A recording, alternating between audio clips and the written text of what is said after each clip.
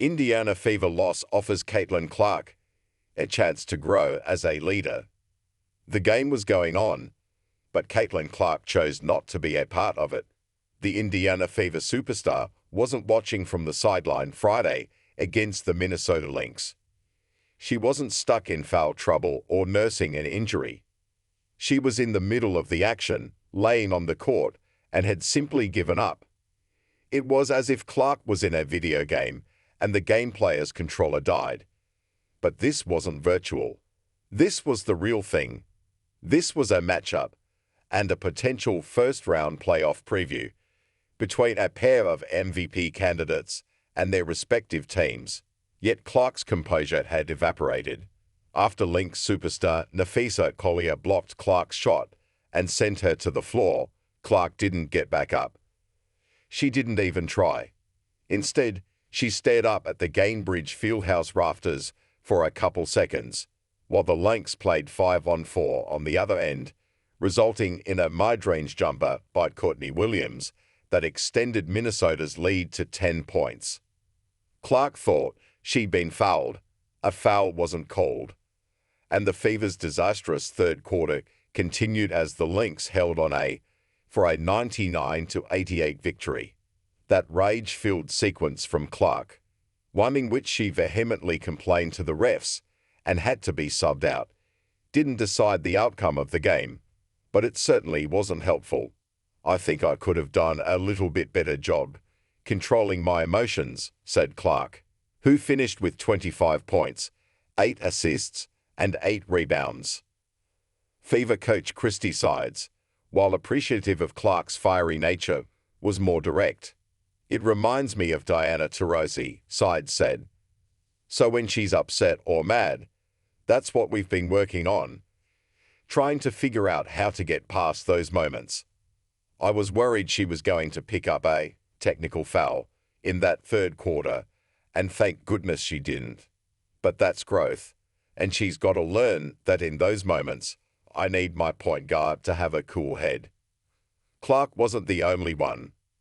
Fever forward Aaliyah Boston was assessed a technical foul early in the third quarter after she argued with an official over what she believed was a missed foul call. Of course, that didn't change the ref's mind, and Sides acknowledged that the Fever became too consumed by the officiating. The Lynx were quick to pounce on the Fever's disarray, flipping a 5-point deficit at the beginning of the frame into a 12-point lead heading into the fourth quarter. What could the Fever learn from their lack of composure? Kelsey Mitchell didn't mince words. I think from a leadership standpoint, we huddle ourselves together as a group to say, shut up and work.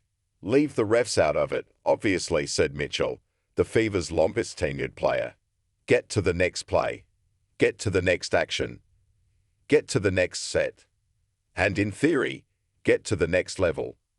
3 nights ago, the Fever clinched a playoff berth for the first time since 2016, and from Sides' perspective, Friday felt like a playoff atmosphere. The crowd was loud, and the play was physical. Nothing came easy, and in the fourth quarter, the Fever responded like a team that finally understood that. Mitchell scored 8 of her 23 points in the final frame. Boston chipped in with 6 of her 20 points and recorded a block.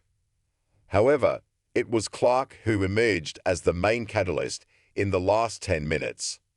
After she regained her equanimity, she changed the game. Clark scored or assisted on 14 points in the fourth quarter, helping the Fever pull within a point, but that was far as Indiana would climb. Trailing 78-77, Clark blocked Alana Smith's jumper and secured the loose ball on the ensuing fast break, but she threw an ill-advised pass toward Timmy Fabennell that was easily intercepted by Natasha Heedman. Honestly, I thought we played really good in the fourth, Clark said. My turnover in transition is what I felt like really ended the momentum for us. Williams responded on the other end with a 3-pointer to push the Lynx's lead back to 4 points en route to handing the Fever their second defeat in 9 post-Olympics games. Both of Indiana's losses came at the hands of Minnesota and Collier, who was brilliant yet again. The four-time All-Star finished with a game-high 26 points, 10 rebounds, and 2 blocks. Clark called the Lynx the hardest team in the league to guard because of how well they moved the ball, noting that it wasn't just Collier who made big plays. Bridget Carlton nailed 3 three-pointers in the fourth quarter to extinguish a potential Fever comeback. Mitchell said the Fever can learn from Minnesota's play and the level-headedness it displayed at Gainbridge Fieldhouse, which doubled as a pressure cooker when Indiana made its late surge. The Lynx didn't blink, and it's a huge reason why they're now slated as the No. 2 seed in the WNBA playoff standings. Minnesota is the standard, Mitchell said, and if you want to compete at that next level and be a part of that playoff run, not just getting there, not just being a part of it, but making a run and making an impact, we're gonna have to use this as leverage and know that they're the best. And in order to beat the best, you gotta compete every night and on every play. Clark was reminded of that lesson Friday when, for a brief moment, she failed to compete to the fullest extent. Yeah, I think there's a line, and sometimes your passion, your emotion can get to you, Clark said. But that's never something I would ever change. And as Side said, the Fever aren't asking her to change. They're just asking her to grow.